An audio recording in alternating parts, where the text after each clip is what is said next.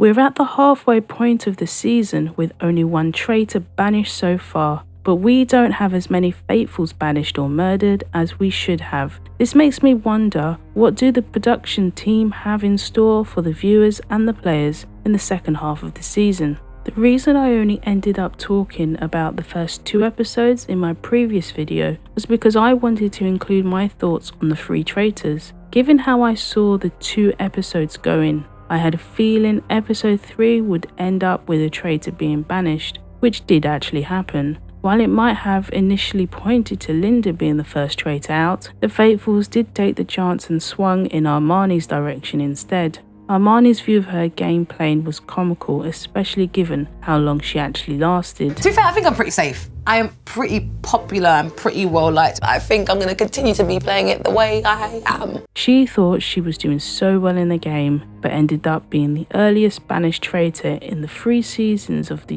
UK, if we were to go by episode number. Even though Ash in season 2 was banished in episode 5, Ash and Armani were both the 3rd banishment of their season. Even though she might not think it, I believe Maya telling everyone she thinks Armani is a traitor would have swung some votes who were undecided on who they were voting for. To hear from her sister would swing my vote too. Unfortunately for Maya, that also sealed her fate as she was murdered that night. I thought Charlotte might have been a good choice at that point, but Linda and Mina really wanted to keep the spotlight on Freddie, so you would think he would be a dead cert for banishment in the next couple of rounds. People seemed adamant that Freddie is a traitor because Maya is murdered, so by that logic, if Freddie is a traitor because he murdered Maya, that would mean Linda is a faithful because Jake is still in the game. In this game, just when you think you have an idea of what's coming, someone finds an innocent action and turns it into a reason to think you are a traitor. I couldn't understand why people didn't think Kazim might not be a traitor because Armani defended him so much. Why would a traitor risk their game by defending another traitor?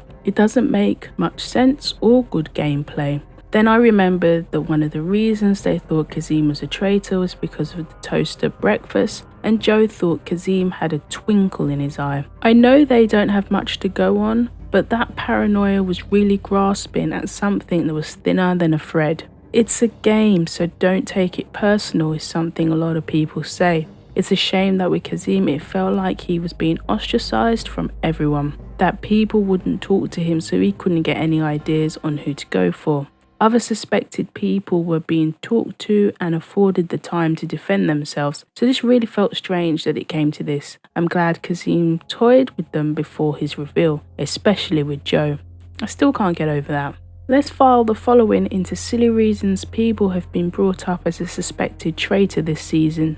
You smile to yourself. You say as God is your witness.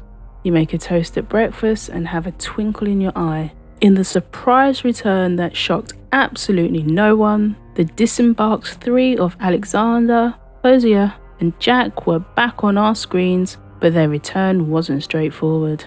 The twist that meant only 2 of the 3 actually got to the castle was a good move from a TV perspective, but not necessarily a good move for Jack, seeing as he was the unlucky one that wasn't able to enter the game properly. That added dimension set it apart from Amos and Kieran's return in season 1. Fozzie especially has been a good addition, not necessarily for the traitors.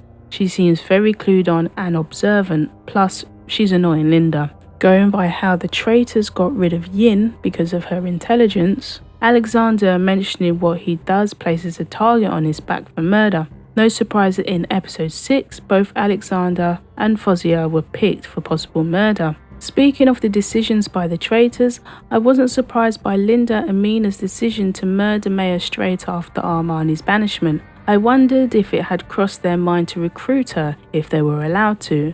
I don't think it would have been a good idea if they did have the chance. I think Maya would have accepted and then taken her revenge. I didn't like the decision that Linda and Mina made by trying to seduce instead of going for a murder in episode 4. I know with Mina having a shield, but not knowing that Fozzie had given her shield to Leanne, there would have been a risk going for murder, but the odds were in the traitor's favour.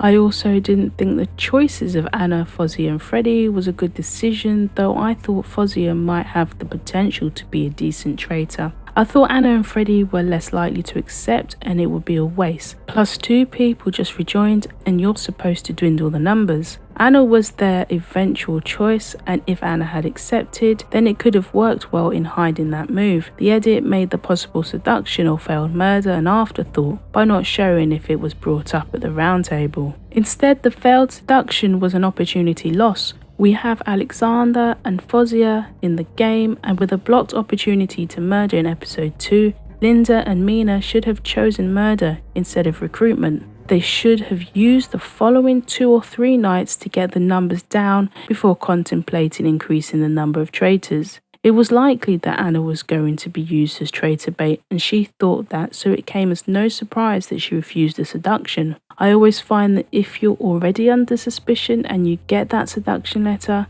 don't accept. In that circumstance, it's better to be banished as a faithful. If there's no suspicion, then it might not be such a bad idea to accept, if you think you can handle the change of role. If Anna had really taken in the words of the recruitment letter, it would have clued her in on the fact the traitors were women. There was added text on the letter about Anna being a strong woman. That's a very specific choice of words that is most likely to come from other women. I'm surprised how quickly certain people switched on Tyler. I don't think his switch from Freddie to Kazim did him any favours, since he was adamant he was going for Freddie. Before episode 5, there was nothing shown to think Leanne and Leon were already suspicious of Tyler, so it just seemed like the day's events really got into their head for them to turn on one from their inner circle. Splitting up the 4 that consisted of Leanne, Leon, Livy and Tyler was definitely something the traitors needed to do, and in one night we saw that group cut in half with Livy's murder and Tyler's banishment. Linda's acting wasn't very good when needing to react to Livy's murder.